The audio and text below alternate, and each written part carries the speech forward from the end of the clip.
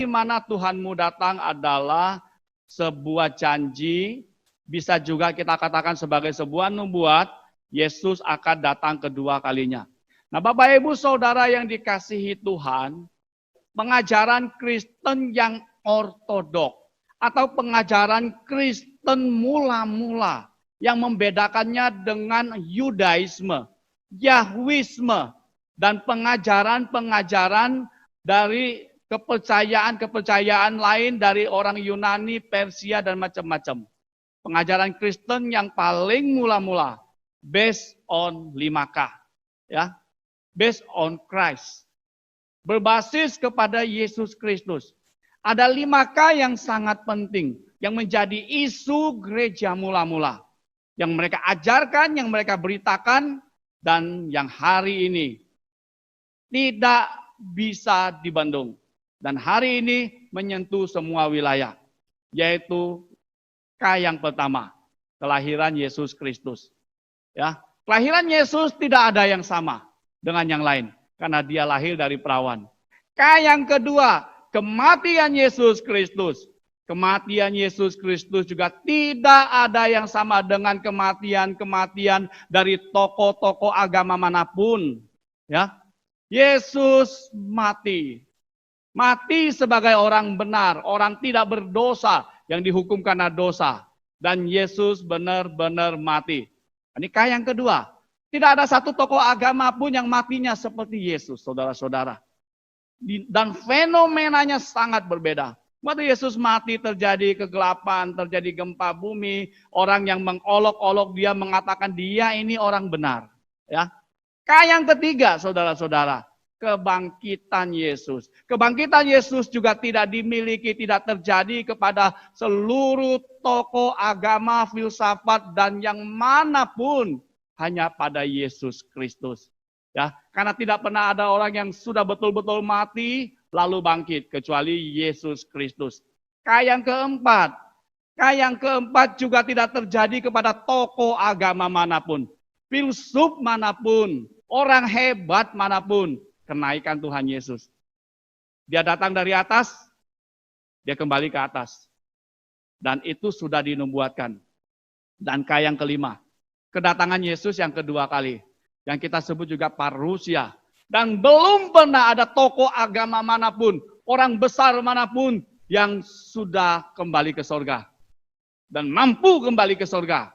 Bahkan tokoh yang paling hebat sekalipun dari agama yang sangat-sangat mayoritas, salah satunya di dunia, ya, tidak punya kuasa seperti ini. Tapi kita punya. Itu yang membedakan kita dengan pengajaran-pengajaran manapun. Ya, saudara, ada banyak sekali pendebat-pendebat hebat yang berdebat di mana-mana. Ada J. Smith, ada Christian Prince, ya, dan mereka pun selalu berpusat kepada Kristus, kristosentrik. Nah, Bapak Ibu Saudara-saudara, tema kedatangan Yesus yang kedua menjadi tema yang sangat-sangat jarang dibicarakan oleh gereja-gereja.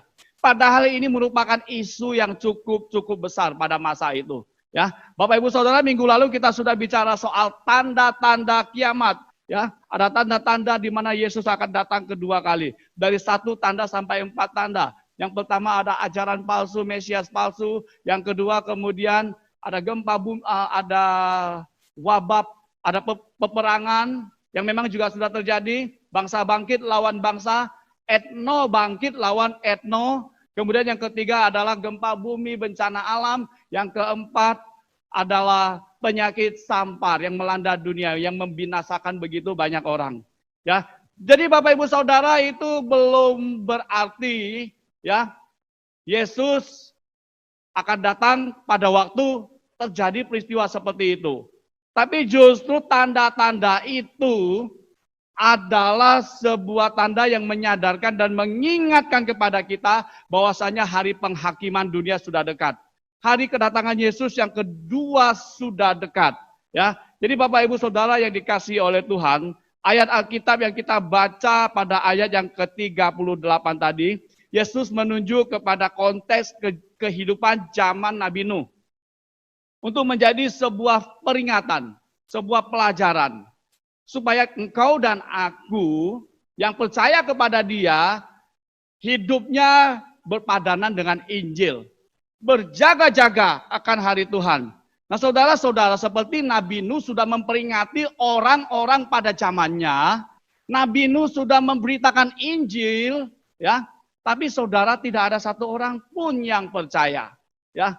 Orang selalu berpikir air yang deras seperti air terjun turun dari atas, semua mata air mengeluarkan air yang deras, ya. Dan saudara-saudara kebanjir.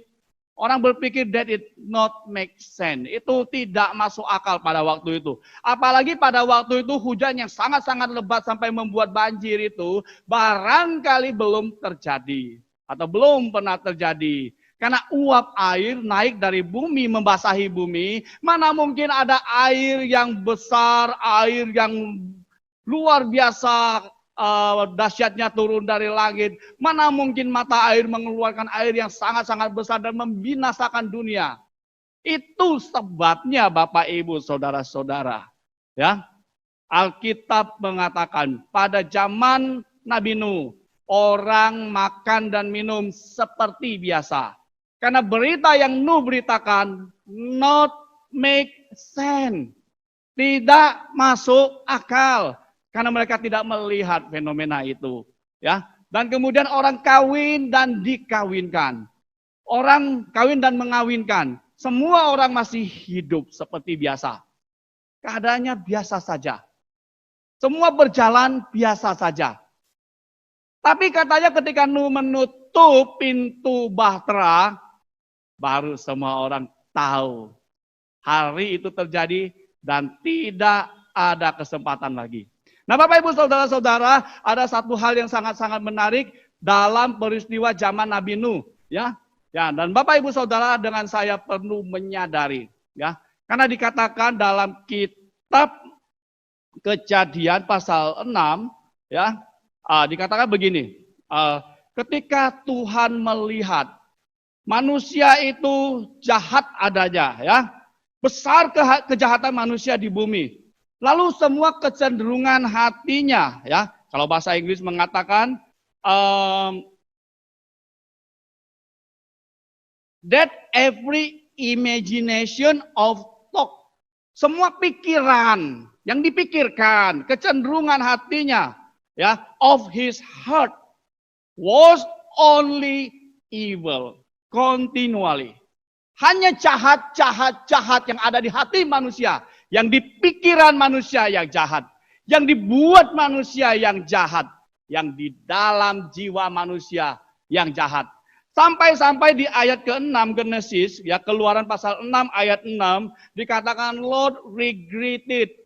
Allah menyesal, regretted that he had made man on the earth. Allah menyesal karena sudah membuat manusia di bumi. Dan ada satu kata lagi yang sangat penting untuk saudara dan saya tahu. That it grieved him in his heart. Mendukakan hati Allah. Jadi saudara, kejahatan manusia itu di pikirannya, di perkataannya, di perbuatannya, di segala bagian kehidupannya hanya yang jahat. Lari dari tujuan Allah menciptakan manusia yang serupa gambar Dia, yang suci, yang kasih, yang baik, yang adil, yang benar, itu sudah hilang. Yang ada cuma yang jahat. Maka Tuhan dikatakan, dilukiskan, He regretted, Dia menyesal menjadikan manusia. Dan saudara-saudara, satu kata yang paling pilu adalah Dia berduka di dalam hatinya sendiri. Saudara-saudara, kejahatan manusia itu sampai-sampai membuat Allah berduka. Grieve, berduka. Allah berduka. Itu sebabnya saudara-saudara, Allah membinasakan seluruh dunia pada waktu itu dengan air bah. Dan kitab suci mengatakan sebelum itu terjadi atau ketika waktu itu terjadi sudah sangat dekat. Tidak ada seorang pun yang sadar dan bertobat. Tidak ada satu orang pun yang mau mendengarkan Nabi Nuh. Semua orang hidup menurut jalan hidup masing-masing. Seperti biasanya. Ya. Bapak, Ibu, Saudara-saudara, saya ingin bertanya padamu dan pada diriku sendiri, karena aku tahu aku jahat, engkau juga jahat, kita semua jahat, karena pengaruh daripada dosa. Pertanyaannya adalah, engkau dan aku bahkan seluruh dunia, apakah hari ini gaya hidup kita, kelakuan kita, perbuatan kita, pikiran kita, kemauan kita, sudah membuat Tuhan menyesal? Telah membuat Tuhan berduka? Ini penting. Ya. Kalau melihat pada zaman ini, kita bisa tahu, ya. Jangankan itu ya, bahkan lebih jahat dari Nabi Nuh.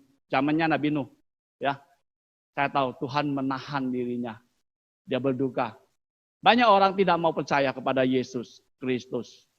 Banyak orang Kristen yang Kristen, tapi di hatinya tidak ada Yesus. Di hidupnya tidak memuliakan Yesus. Gaya hidupnya tidak meneladani Yesus. Pertanyaannya, apakah Allah juga berduka untuk kita yang hidup pada masa kini? Saya percaya iya. Karena saya tahu saya juga jahat. Saya juga membuat Tuhan yang saya percaya, yang saya sembah juga berduka. Karena tidak berkuasa menguasai diri saya. Sehingga saya tidak memuliakan Tuhan saya. Jadi Bapak, Ibu, Saudara-saudara yang dikasihi oleh Tuhan, ya, ini menjadi sebuah refleksi bagimu dan bagiku. Mari kita mulai lagi dengan gaya hidup yang baru, yang serupa Kristus, yang membuat Allah dimuliakan dan Allah tidak berduka atas engkau dan aku karena kita tidak mau bertobat. Nah, ini zaman Nabi Nuh, saudara-saudara, ya. Semua orang hidup seperti biasa. Hanya sekeluarga Nuh yang percaya. Dan mereka diselamatkan. Nah, Bapak, Ibu, Saudara yang dikasihi Tuhan. Ya, ini menjadi sebuah peringatan besar bagi engkau dan aku. Saya percaya, Bapak, Ibu, Saudara. Saya percaya, ini saya. Kepercayaan dan keyakinan saya tentang persoalan di dunia ini bisa salah. Tapi Tuhan tidak pernah salah. Ya, saya percaya wabah COVID-19 akan berlalu. Akan segera berlalu. Dan itu juga merupakan doaku dan doamu dan doa kita semua. Karena kita sudah rindu bisa berkumpul untuk berbakti. Kita sudah rindu bisa bertemu teman-teman, beraktivitas seperti biasa. Tapi saya percaya, setelah Yesus datang kedua kalinya, barangkali, bukan di tengah-tengah situasi ini, barangkali, ya. Bisa iya, bisa enggak, barangkali. Tapi ketika semua berlalu dan hidup kita berjalan seperti biasa, mungkin justru itulah Tuhan datang. Itu sebabnya Yesus mengatakan tidak ada yang tahu. Malaikat pun tidak. Dia waktu menjadi manusia di dunia ini, sebagai anak manusia, dia berkata anak manusia pun tidak. Hanya Bapa yang tahu. Dan dia mengatakan hari itu akan datang secara mendadak. Seperti pencuri. Ya, pencuri tidak pernah akan mengatakan besok saya akan garong rumah kamu. Ya, hati-hati. Ya, hati-hati kamu. Ya, besok saya datang. No. Waktu engkau hidup seperti biasa. Waktu semua berjalan dengan lancar. Waktu semua seperti tidak ada masalah. Maka pencuri bertindak. Saya percaya setelah peristiwa ini kehidupan akan normal lagi. Justru dalam kehidupan yang normal, berjaga-jaga kita tidak boleh menjadi lengah. Kita harus tetap berjaga-jaga sebagai orang percaya. Karena justru itulah pencuri akan datang. Justru itulah saudara-saudara di tengah-tengah keadaan yang kita anggap tidak ada masalah. Barangkali disitulah hari kedatangan Yesus yang kedua. Pertanyaan kita adalah, saudara, kalau pada waktu itu Yesus datang, apa yang terjadi dengan engkau dan aku? Bagaimana dengan kita? How about us? Ya, Yesus mengatakan akan ada banyak orang mengakui dialah Mesias dan sudah datang. Dan Yesus berkata, jangan percaya, jangan melihat, jangan mencari. Karena dia berkata di dalam Lukas, seperti kilat menyambar di langit, dari langit yang ujung ke langit yang ujung, ya. Demikian juga hari kedatangan dia. Saya percaya saudara-saudara, kalau Yesus datang kedua kalinya dari sebuah dimensi yang tidak mungkin bisa dicapai manusia, dia datang ke dunia ini, maka kita akan melihat dia. Tidak perlu kita mencari-cari Di mana dia datang, kapan dia datang. Kita hanya perlu berjaga-jaga. Dan waktu dia datang, semua mata akan melihat. Karena kilat ketika memancar di langit yang tinggi, dari satu daerah ke daerah yang lain akan melihat. Demikian juga kita, ya. Jadi saudara, di sini mengatakan waktu Yesus datang kedua kali, semua mata akan melihat. Engkau dan aku yang percaya akan melihat. Lalu apa yang terjadi dengan engkau dan aku? Bahkan dikatakan ya di dalam ayat 30 yang tadi kita tidak baca saudara, dia akan datang dengan kuasa-kuasanya. Dia akan datang dengan kebesarannya. Disitulah kita akan melihat Yesus Kristus adalah manusia sejati. Yesus juga adalah Allah sejati. Yesus adalah Raja dalam kerajaan Allah.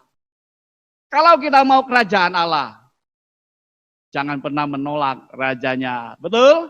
Ya, ini penting sekali saudara-saudara. Nah, Bapak Ibu saudara-saudara, apa yang terjadi dengan kita? Dalam Matius pasal 24 ayat 31 ya, dikatakan ia menyuruh malaikat-malaikatnya dengan meniup sangkakala yang dahsyat bunyinya pergi ke 4 penjuru bumi. Dia menyuruh malaikat-malaikatnya pergi ke 4 penjuru bumi dengan meniup sangkakala. Untuk apa? Untuk mengumpulkan orang-orang pilihannya. Saudara-saudara, ini penting ya. Engkau jangan mencari-cari di mana Yesus datang, karena dia bisa mencari engkau. Dia gembala yang baik. Ya, dia menyuruh malaikatnya pergi ke 4 penjuru bumi sampai ke ujung-ujung bumi mencari orang-orang pilihannya. Ayat 31 tuh ya. Pertanyaannya kembali adalah siapakah orang pilihannya? Ini jauh lebih penting, saudara. Ya, orang pilihannya adalah orang yang sudah ditandai dengan darah anak domba Allah. Orang yang sudah ditebus. Seperti peristiwa di Mesir. Tiap-tiap rumah yang ditandai dengan darah domba itu. Maka malaikat maut tidak akan masuk. Demikian juga engkau dan aku yang percaya kepada Yesus. Yang mengaku dia sebagai Tuhan dan Juru Selamat kita. Yang mau bertobat dan hidup menurut gaya hidup dia. Kita sudah dimahteraikan oleh Roh Kudus. Karena kematian Yesus efektif membuat engkau dan aku yang berdosa itu, yang tidak mungkin bisa datang kepada Tuhan, menjadi umat pilihan Tuhan. Ya, jadi kita sudah ditandai. Dan malaikat akan meniupkan sangkakala, pergi ke 4 penjuru bumi. Dan kita akan dikumpulkan dan dibawa kembali ke dalam kerajaan Allah. Rumah Bapa di sorga yang dijanjikan oleh Yesus ketika dia datang sebagai manusia. In my father house many mansion. Belum pernah ada yang berani menjanjikan. Kecuali dia yang betul-betul datang dari sorga. Nah Bapak Ibu Saudara-saudara. Ya, ada sebuah lukisan yang menarik. Pada waktu itu. Ada 2 orang bekerja di ladang. Satu di bawah. Ini namanya rapture ya. Rapture di bawah. Bawa. Dijemput. Yang lain ditinggalkan. Ya. Lalu ada 2 orang bekerja di kilangan. Ini kata Matius ini, yang Matius. 2 orang bekerja di kilangan. Satu dijemput, dibawa. Hilang tiba-tiba dari dunia ini. Yang satu ditinggalkan. Ini seperti kata Yesus tentang perumpamaan tentang kerajaan Allah. Dia mengatakan perumpamaan kerajaan Allah itu seperti nelayan sedang mengumpulkan dan memilih ikannya. Ikan yang dia mau, dia ambil. Yang dia tidak mau, dia buang. Ubur-ubur barangkali, dia buang. Ya, ikan buntal barangkali, dia buang. Tapi yang dia mau, dia ambil. Demikian juga pada hari kedatangan Yesus yang kedua. Engkau dan aku yang adalah umat pilihannya. Yang sudah ditandai dengan darah Kristus. Yang percaya kepada Raja dari kerajaan Allah itu dan mengikuti dia.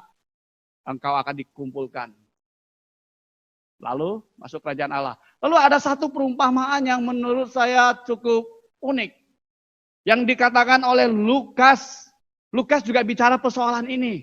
Tapi dia pakai perumpamaan yang unik. Pada malam itu di atas ranjang ada 2 orang katanya. Yang satu akan ditinggalkan. Yang satu akan dijemput, di rapture, dibawa untuk ke rumah Bapa di sorga. Bapak Ibu saudara-saudara, ini serius. Dua orang di atas ranjang sudah tentu suami istri umumnya. Ya. Nah, suami istri ini adalah dua orang yang mungkin punya agama yang sama. Sama-sama ke gereja yang sama, bisa jadi. Ya.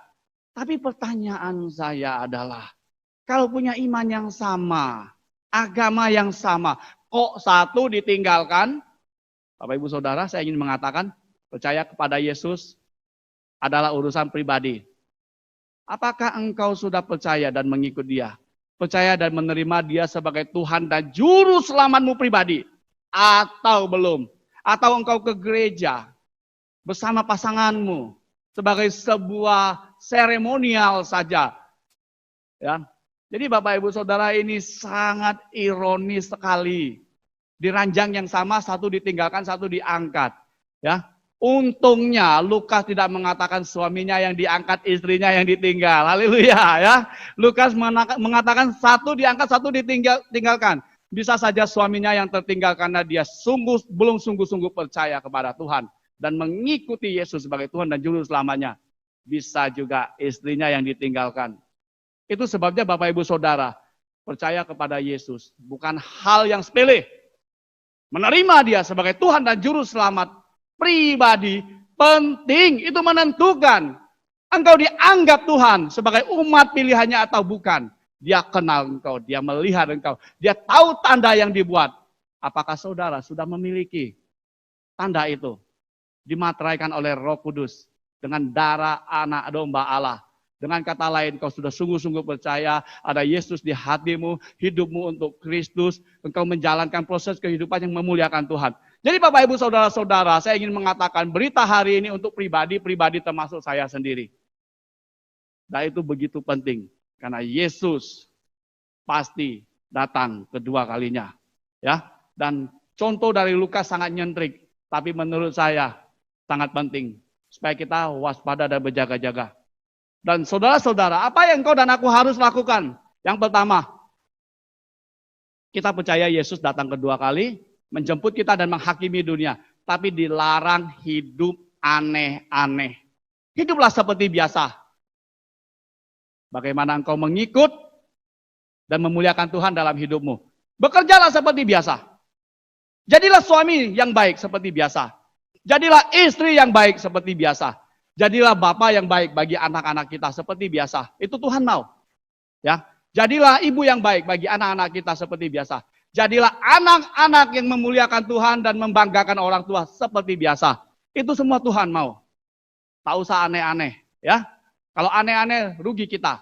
Ya, pada abad ke-18, saudara-saudara, ada orang yang menafsirkan Yesus akan datang kedua kali, lalu mereka berkumpul rame-rame, lalu mereka menunggu semua barang, semua harta dijual, semua ditinggalkan. Mereka duduk di atas gedung-gedung tinggi, bahkan berkumpul di lapangan-lapangan untuk menunggu Yesus datang menjemput mereka. Lalu Yesusnya tidak datang-datang. Lalu mereka banyak yang menyesal, yang kemudian imannya menjadi luntur. Kenapa? Karena tidak paham kitab suci. Yesus kan sudah bilang, pencuri itu datang tidak ngomong-ngomong. Tidak ada yang tahu. Hanya Allah yang tahu. Anak manusia pun tidak. Itu sebabnya jangan hidup aneh-aneh.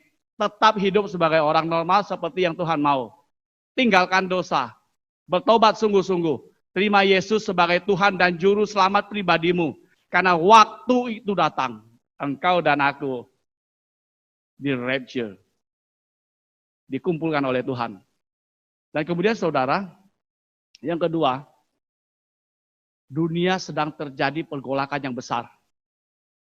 Kehidupan kita semua terganggu. Tetapi saudara-saudara, apapun yang terjadi dalam hidupmu dan hidupku, hanya satu hal yang tidak boleh terjadi. Jangan kehilangan iman percayamu kepada Yesus Kristus. Jangan mau digeserkan kepada kepercayaan yang lain. Hanya kepada Yesus Kristus. Jangan gugur imanmu, kata Yesus kepada Petrus. Ya, seperti itulah. Ya, iman jangan gugur. Iman jangan hilang. Tetap percaya kepada Dia. Ya, Jangan menyangkal iman, jangan menjual iman, jangan menggadaikan iman, ya. Dan yang terakhir saudara-saudara, pesannya simpel saja, tetap berjaga-jaga. Karena hari itu pasti datang. Mari kita berdoa. Bapa di surga, kami mengucap syukur, kami berterima kasih, karena kami percaya Engkau sudah memateraikan kami menjadi umat pilihan-Mu. Pada waktu Engkau datang kedua kali, merupakan momentum paling bahagia dalam hidup kami. Beri kami kekuatan dan kemauan dan kesempatan untuk membawa lebih banyak orang percaya kepada Yesus. Supaya waktu hari itu datang,